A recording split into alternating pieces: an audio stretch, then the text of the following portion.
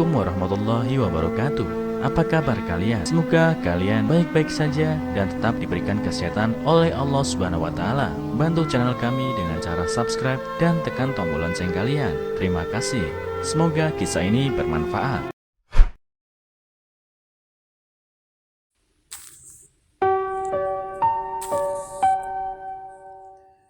Gadis yatim piatu kunjungi makam ibunya setiap minggu.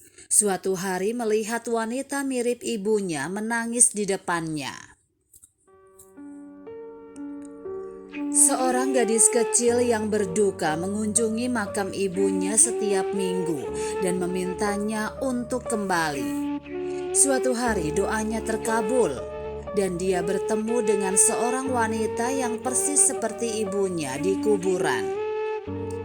Florence yang berusia 10 tahun patah hati. Dia tahu ibunya berada jauh di langit bersama para malaikat dan bahagia di sana. Tapi yang mengganggu Florence adalah ibunya tidak akan pernah kembali untuknya. Apakah kamu tidak datang menemuiku, Bu? Tidak sekalipun. Kamu bilang kamu suka menyisir rambutku dan membuat gaun untukku. Apakah kamu tidak menyukaiku lagi? Hati Florence dipenuhi dengan pertanyaan dan kekhawatiran yang tak terhitung jumlahnya. Setiap minggu ketika dia mengunjungi makam ibunya Lydia, dia akan memintanya untuk kembali, hanya untuk memeluknya, dan dia berjanji bahwa dia tidak akan mengganggunya lagi. Anehnya, suatu hari ketika Florence mengunjungi makam ibunya, dia melihat seorang wanita secantik ibunya di kuburan. Gadis kecil itu mengira doanya terkabul. "Bu, aku di sini." Dia menangis saat dia berlari ke wanita itu dan memeluknya. Wanita itu terkejut. Kehilangan orang yang dicintai tidak pernah mudah, tetapi terutama sulit bagi hati kecil itu. Florencia tidak terkecuali. Ayahnya telah meninggalkannya bahkan sebelum dia lahir ke dunia, dan sebuah kecelakaan mobil yang mengerikan merenggut ibunya darinya. Florence tidak memiliki kakek nenek dan kerabat jauhnya tidak terlalu peduli untuk merawatnya. Pada akhirnya dia ditempatkan di panti asuhan.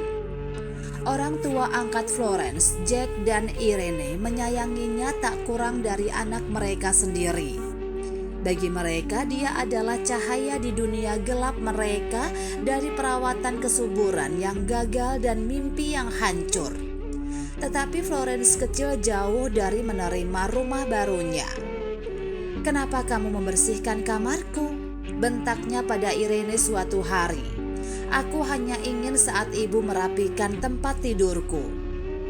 "Florence sayang," kata Irene lembut, "ibu hanya mencoba membantumu.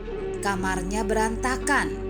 Kupikir mungkin ibu bisa membantumu membersihkannya." "Aku tidak meminta bantuanmu. Mengapa kamu ingin menjadi ibuku? Aku hanya punya satu ibu, dan dia akan datang untukku suatu hari nanti." Pada akhirnya Irene berhenti melangkah ke ruang Florence.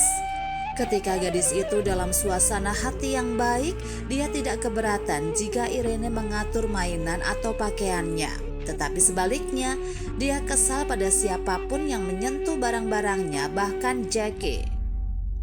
Jackie dan Irene tentu saja sangat terluka oleh kata-kata Florence. Tetapi mereka membiarkannya meluncur karena dia adalah seorang gadis kecil yang kehilangan ibunya. Namun mereka secara konsisten khawatir tentang bagaimana menjembatani kesenjangan antara mereka dan Florence. Untungnya Irene punya ide segera setelah itu. "Apakah kamu yakin itu akan berhasil?" Jackie bertanya padanya. "Tidak ada salahnya mencoba, sayang. Mungkin dia akan menghangatkan kita setelah menyaksikan betapa kita menghargai perasaannya. Kita harus mencoba ini," sarannya. Sejak minggu itu mereka mulai membawa Florence ke makam Lydia. "Luangkan waktu dengan ibumu, sayang. Jackie dan aku akan berada di mobil, oke?" Sangat mengejutkan mereka, itu berhasil. Suatu hari ketika Jackie dan Irene membawa Florence untuk bertemu Lydia, dia berkata, "Terima kasih. Kurasa aku bisa memanggilmu ibu baru dan ayah baru, tapi aku tetap akan meminta ibuku kembali. Kamu dan ayah baru adalah baik." Irene menangis. "Kami mencintaimu, sayang.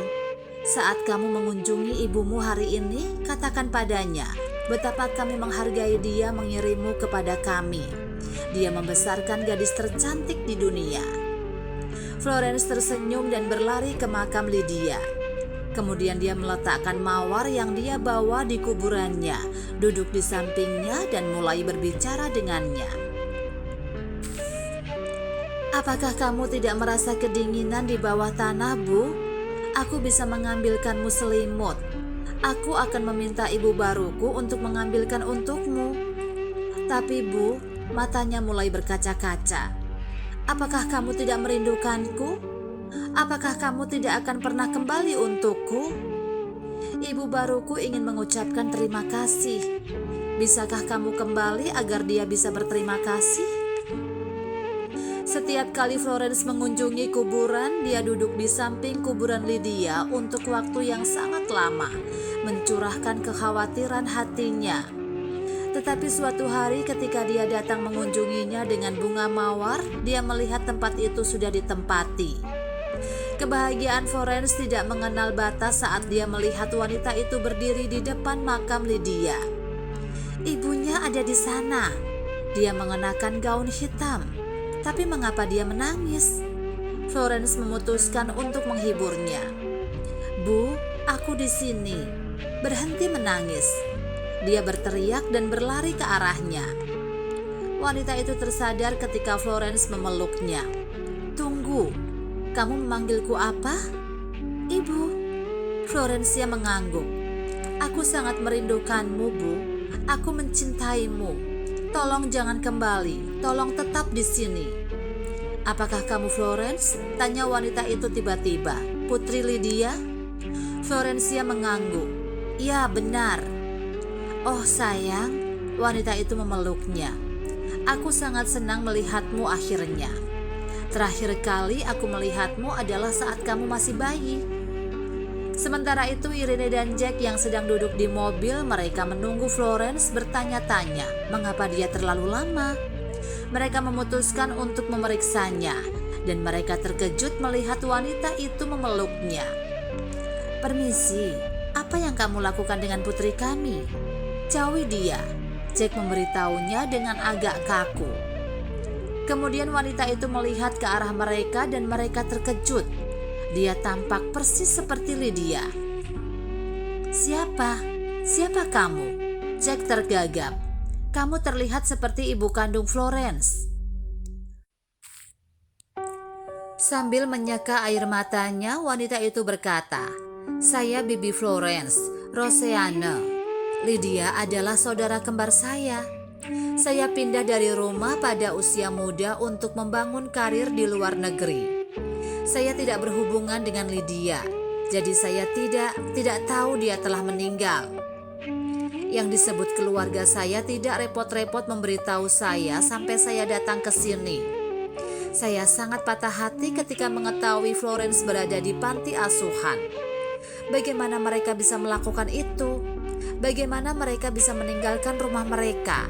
Darah dagingnya seperti itu. Tapi kami mencintai Florence. Kami adalah orang tua angkatnya," kata Irene sambil menangis. "Kami tidak punya anak, jadi kami membawa Florence masuk. Dia putri kami." "Saya tahu," desah Roseanne. "Terima kasih untuk itu. Jangan khawatir," tambahnya sambil menatap wajah pucat Jake dan Irene. "Saya tidak akan memaksanya menjauh dari kalian berdua. Terserah Florence untuk memutuskan apa yang dia inginkan." Hati Jake dan Irene tercekat mendengar itu. Mereka tahu Florence tidak akan pernah memilih mereka daripada Roseanne. Tidak pernah.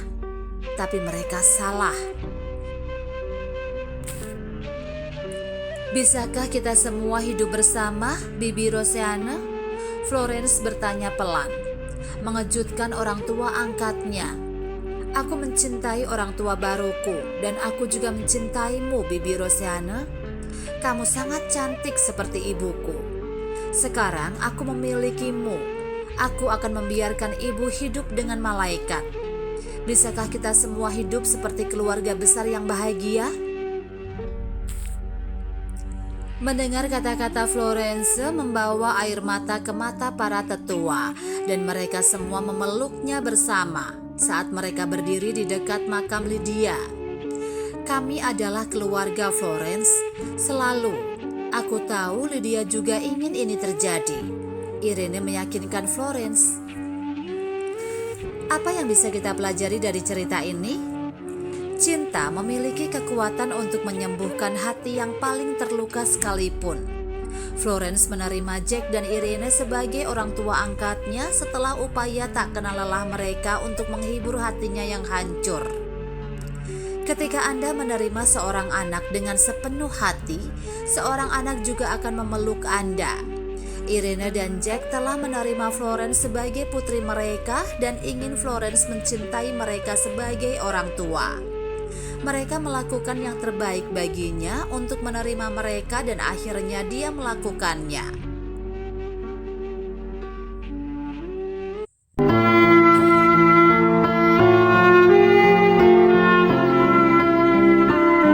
Assalamualaikum warahmatullahi wabarakatuh. Apa kabar kalian? Semoga kalian baik-baik saja dan tetap diberikan kesehatan oleh Allah Subhanahu wa Ta'ala. Bantu channel kami dengan cara subscribe dan tekan tombol lonceng kalian. Terima kasih.